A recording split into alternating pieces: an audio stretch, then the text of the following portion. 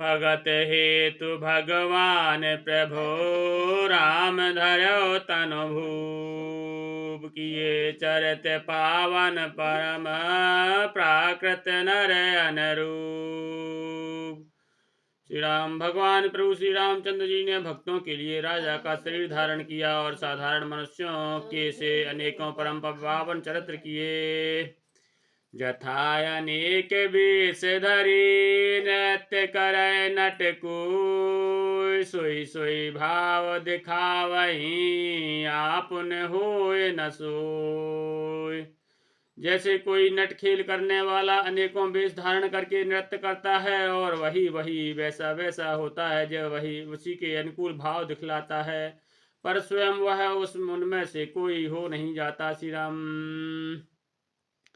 अस रघुपति लीला और गारी धनुज विमोहन जन सुखकारी जे मति मलन विषय बस कामी प्रभु पर मोह धरहि में स्वामी।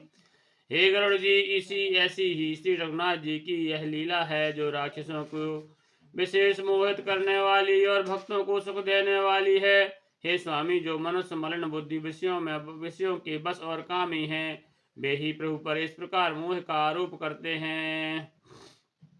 नयन दोष जा कहो जब होई पीत बरन शशि कहो कह सोई। जब जही दिश भ्रम होय खगेशा सु कह पश्चिम उआय दिनेशा। जब जिसको कमल आदि नेत्र दोष होता है तब वह चंद्रमा को पीले रंग का कहता है। हे पक्षीराज, जब उसे दिशा भ्रम हो जाता है तब वह कहता है कि सूर्य पश्चिम से उदय हुआ है।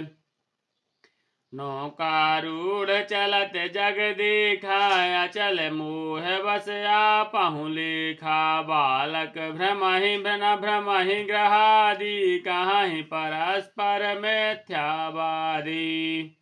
नौका पर चढ़ा हुआ मनुष्य जगत को चलता हुआ देखता है और मोह बस अपने को अचल समझता है। बालक घूमते हुए चक्राकार दौड़ते हैं पर घर आदि नहीं घूमते, पर वे आपस में एक दूसरे को झूठा कहते हैं। हरि विषयक यस मोह विहंगा सपन हो नहीं अज्ञान प्रसंगा। माया बस मति मांदय भागी हृदय जन्म का बहु विधि लागी।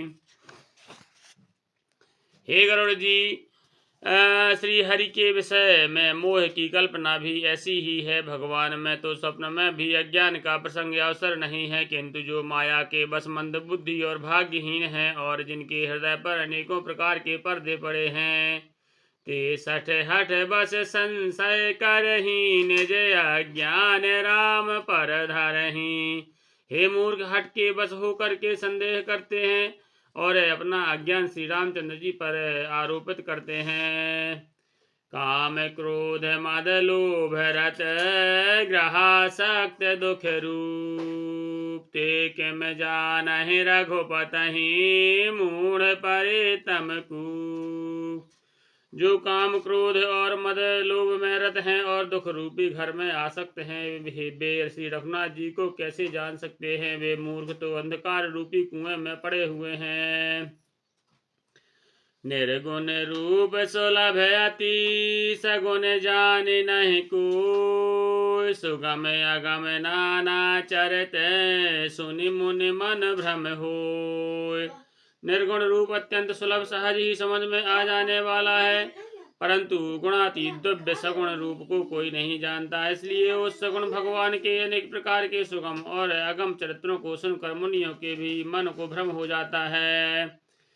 सुन खगेश रघुपति प्रभुताई कहूँ जथा मति कथा सुहाई। जही विधि मोह भयउ प्रभु मोहि सो सब कथा सुनावऊँ तोई।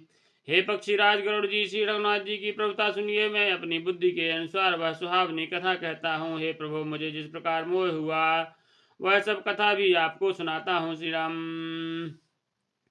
राम कृपा भाजन तुम ताता हरि गुण प्रीत मोहि सुख दाता। ताते नहीं कछु तमहि दुरावऊँ परम रहस्य मनोहर गावऊँ।